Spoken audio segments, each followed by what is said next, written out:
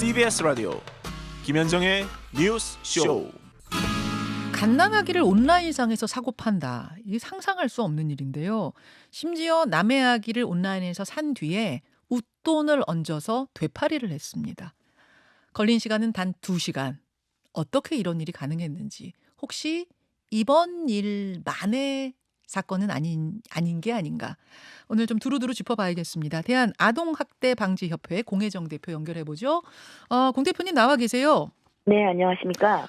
너무 충격적인데 이게 어떤 사건입니까? 지난 2019년도에 네. 이제 인터넷에서 그 남자친구와 사이에 아기가 생겼는데 키울 능력이 되지 않는다라는 이제 한 임산부의 글을 지금 이 피의자 김 씨가 네. 발견하게 됩니다. 예. 그래서 바로 연락을 해서 남편이 무정자증이라서 아이를 가질 수가 없으니 입양하고 싶다라고 이제 말을 해요.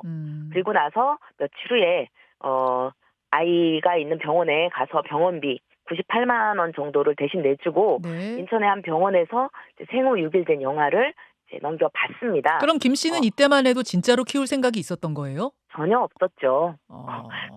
이전에도 이미 이 사람은 이런 전과가 있었던 사람이기 때문에요. 하하. 그리고 이 김 씨는 예. 이제 자기가 마치 아이를 낳은 임산부인 것처럼 꾸며서 예. 이제 입양을 원하는 50대 여성한테 아이를 출산하면 이제 입양을 보내고 싶으니 병원비와 몸조리 비용이 필요하다 하면서 이제 300만 원을 받고 말하자면 아이를 판 것입니다. 그러니까 98만 원 병원비 내주고 그 아이를 사온 뒤에 네. 다른 사람에게 200만 원을 더 얹어서 판 거네요. 되팔이를 한 거네요. 그렇죠. 이게 너무 참. 그리고 뭐 이 와. 시간이 걸린 시간이 2시간밖에 되지 않았다고 해요. 아. 그러니까 뭐 속전속결로 이제 이루어진 일이죠. 진짜 명품 되팔이 무슨 뭐 명품 리셀러 뭐 이런 말은 제가 들어봤어도 아기 되팔이는 처음 들어봤습니다. 그러니까 이 거래가 지금 온라인상에서 어떤 식으로 무슨 뭐 중고 사이트에서 이루어진 거예요? 어디서 이루어진 거예요? 그 다양한 온라인 그 SNS 다양하게 이루어지고 있더라고요. 그러니까 이제 하다못해 중고용품을 거래하는 곳에서도 이루어지고 있고요. 그냥 일반 지역 카페, 맘카페 예. 이런 데서도 이루어지고 있고 SNS 그 오픈 채팅 이 루트는 굉장히 다양합니다. 이게 좀 믿을 수가 없는데 일단은 그 신생아 이렇게 2번, 3번 버려진 거죠. 친모한테부터 버려졌으니까 3번 버려진 이 아이의 현재 상태는 어떤지 파악이 되나요?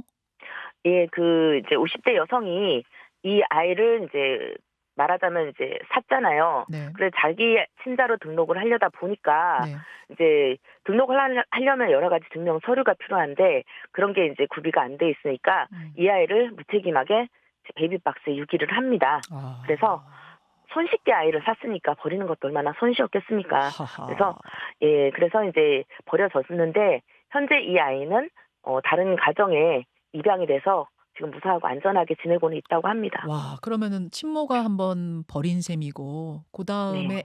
김 되팔러 네. 김 씨가 한테 버려졌고 그다음 네. 사람이 이 사람은 키울 생각이었는데 등록이 안 되니까 베이비박스에 버린. 이렇게 해서 3번 버려지고 4번째 만난 부모와 지금 네네. 살고 있는 거군요. 네네. 참 기막힙니다. 근데 이게 네, 2019년에 그렇습니다. 벌어진 일인데 최근에 어떻게 드러난 거예요? 우리 이제 지난 6월에 네. 그 출생 미등록 아동 사건 때문에 큰 이제 사건화가 돼서 네. 떠들썩했지 않습니까? 그랬죠. 그러다 보니까 이제 이 지자체라든지 이런 데서 전수조사가 들어가게 된 거죠. 그런데 그 인천에 있던 지자체에서 이제 이 출생은 됐는데 등록이 안 된 아이가 있다 해서 이제 수사기관에 수사를 의뢰해서 네. 그렇게 돼서 발견하게 된 겁니다. 그 조금 전 말씀하시는 과정에서 그 되팔러 김 네네. 씨가 이 비슷한 전과가 있다고 하셨어요? 어떤 전과가 있습니까? 이것도 이제 2019년도인데요. 같은 해예요. 예. 같은 해였는데 이번에는 이제 경기도 안성에서 예. 다른 사람한테 아이를 이제 참 이 표현도 참 아이한테 너무 죄송한데 이 사들인 아이를 한 680만 원 정도로 다시 이제 또 이번처럼 되팔았다고 합니다. 똑같네요, 그래서 이번하고? 이번 똑같습니다. 적발된 거랑 똑같네요. 네네. 그런데 이제 이때 예. 그 징역 1년 2개월에 집행유예 2년 선고를 받았어요. 네, 네. 그러니까 말하자면 이 집행유예 기간에 또 똑같은 그러네. 범행을 저지른 거죠. 지금 기간을 제가 따져 보니까 네. 집행유예를 받고 집행유예 기간 중에 또 몰래 네. 다른 아이를 되판. 네네. 이 사람 완전 상습범이네요.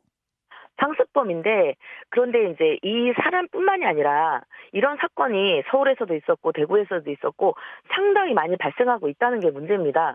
그런데 어. 문제는 예. 이 사람들이 전부 집행유예 선고를 받았다는 거예요. 이 이 정도면은 집행유예가 지금 나오는군요, 형량이. 현재까지는 그랬습니다. 그러니까 음. 아이를 생명을 이것도 또 불법이잖아요. 있어서는 안 되는 일인데 물론이죠. 더구나 이 아이를 함부로 생명을 매매를 했는데 음. 어떻게 집행유예를 줄 수가 있습니까? 이건 굉장한 범죄잖아요. 굉장한 범죄죠. 그 집행유예를 받고 집행유예 기간 중에 또 다른 아이를 사서 돈 얹어서 판. 네.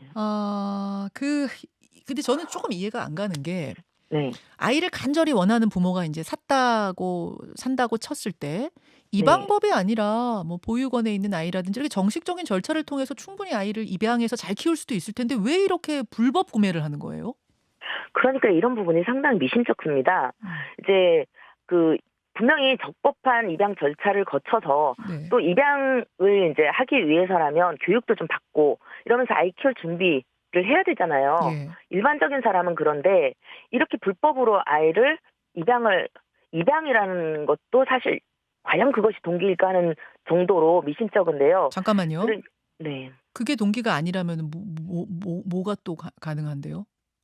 그게 이제 입양을 하려면 결격 사유가 없어야 되는데 예. 결격 사유가 있다든가 아니면은 어떤 불순한 동기 있잖아요. 뭐 다자녀 혜택을 받기 위해서라든가 아니면 더 끔찍한 정말 입으로 내뱉을 수는 없지만 어떤 그러한 장기 매매가 필요하다든가 이런 정말 끔찍한 일들도 있을 수가 있거든요. 그렇지 않다면 굳이 적법한 입양 기간을 예. 도외시하고 정말 정체를 알 수 없는 사람한테 어떤 아이인지도 모르고 산다. 이거는 있을 수가 없는 일이거든요, 사실. 지금 그래서 제가 저는 전문가인 공 선생님께 제가 그 부분을 여쭤본 이유는 저는 약간 상상할 수가 없었거든요. 그러니까 아이를 입양해서 잘 키우시는 부모들이 얼마나 많습니까? 대단한 분들이 그렇습니다. 많으세요. 다 네네. 정상적인 절차 거쳐서 그분들 밟아서 키우시는 건데 왜 네. 이렇게 불법 루트로 아이를 몰래 이렇게 사오려고 구매라는 표현이 참 불편합니다만 네. 실제로 물건처럼 샀기 때문에 제가 그냥 그 불편한 표현을 그대로 씁니다. 물건처럼 이렇게 아이를 사오는가 전 잘 이해가 안 가는데 입양할 수 없는 결격 사유가 있었을 것이다. 혹은 몰래 입양을 해야만 하는 이유가 있을 것이다. 그럼 그 아이를 불법적인 일에 쓰려고 한 것은 아니냐. 그게 장기 매매일 수도 있고 혹은 범죄에 이 아이를 쓰려고 한 걸 수도 있고 그런 최악의 상황까지도 지금 생각해 볼 수밖에 없는 거군요. 그렇죠. 그렇지 않다면 굳이 입양 기간을 통하지 않을 이유가 없는 거잖아요. 그러니까 지금 이 예전 시대처럼 내 배 아파서 애를 낳았다. 이럴 수밖에 없는 그런 시대는 아닙니다. 지금은. 그렇기 때문에 굳이 이런 방법을 동원을 한다. 예. 더구나 이제 아이를 다 키우고 진짜 시집장가 보낼 나이가 된 50대 여성이 아이를 입양을 한다. 이런 부분도 정말 이해할 수가 없는 부분입니다. 사실은. 그렇기 때문에 이런 아동의 매매, 불법 매매 이런 부분에 대해서는 범죄를 염두에 두고 수사를 해야 된다고 생각을 하고 거기에 준하는 처벌이 있어야 된다고 생각을 해요. 굉장히 좋은 부분이고 일반적으로는 상상할 수 없는 일이기 때문에 이렇게 전문가께서 그 부분까지도 이야기를 해주시니까 이게 보통 심각한 일이 아니구나라는 더 절절함이 느껴지는데요. 네. 지금 이게 물밑으로 워낙 은밀하게 진행되는 일이긴 하지만 이번처럼 적발되는 경우가 종종 있었던 거예요. 보도만 안 돼서 그렇지? 그렇죠. 적발된 경우가 있고 제가 이제 얼마 전에 이제 아동학대 재판에 가서 관계자하고 얘기를 나눠봤었는데요. 76일간 아이를 키우다가 굶겨서 사망케 한 친모에 대한 재판이었었어요. 근데 가서 거기 이제 아주 긴밀한 관계자에게 제가 왜 아이를 출생 등록을 안 했냐라고 물어보니까 입양을 보내려고 그랬다는 거예요. 그래서 아니 입양을 보내려면은 출생 등록을 해야지 입양이 되지 않느냐. 그랬더니 그분이 말씀이 출생 등록을 안 해야지 입양이 쉽습니다. 이렇게 얘기를 하는 겁니다. 그게 무슨 말이에요? 그러니까 이제 이런 불법 입양을 얘기하는 거예요. 등록을 하면 절차 막 밟아야 되고 이런데 불법으로 아이를 보내야 훨씬 쉽다. 네네. 돈도 받고. 그렇죠. 그래서 제가 너무 좀 화가 나서 그런 불법 입양을 보내면 그 입양을 해가는 사람이 어떤 사람인지, 그 정체가 어떤 사람인지, 어떤 동기로 이 아이를 입양해 가는지 전혀 모르고 그렇게 개인 간에 입양을 한다는 거는 아이가 어떻게 돼도 나는 상관없다라는 그게 그런 의중 아니겠느냐라고 이제 따져 물었더니 거기서는 말을 아끼시더라고요. 즉, 이 아이가 뭘 어떻게 되든 뭐 범죄의 희생이 되든 아니면 어떤 결격 사유가 있는 아주 좋지 않은 상황의 집에 정말 가든 이 불법 입양을 한 사람 입장에서는 상관이 없다는 거죠. 저는 너무 가슴이 아프고 화가 났습니다. 대표님 한 20초 남았는데요. 아, 네. 이런 식의 범죄가 어떤 점조직처럼 조직적으로 이루어지고 있을 가능성도 있습니까? 그렇죠. 이게 그런 이제 조직화돼 있기도 하고 아마 개인이 하기도 하는 건데 중요한 거는 뭐냐면 처벌이 너무 약하기 때문에 이게 사라지지가 않고 있고요. 네. 그냥 뭐 집행유예 나오면 또 하면 되지. 알겠습니다. 이런 인식이 박혀 있다는 겁니다. 그렇기 때문에 이거는 엄한 처벌.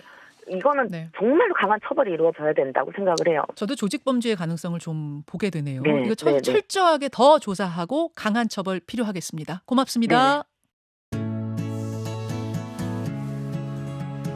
김현정의 뉴스쇼는 시청자 여러분의 참여를 기다립니다. 구독과 좋아요, 댓글 잊지 않으셨죠? 알림 설정을 해두시면 평일 아침 7시 20분 실시간 라이브도 참여하실 수 있습니다.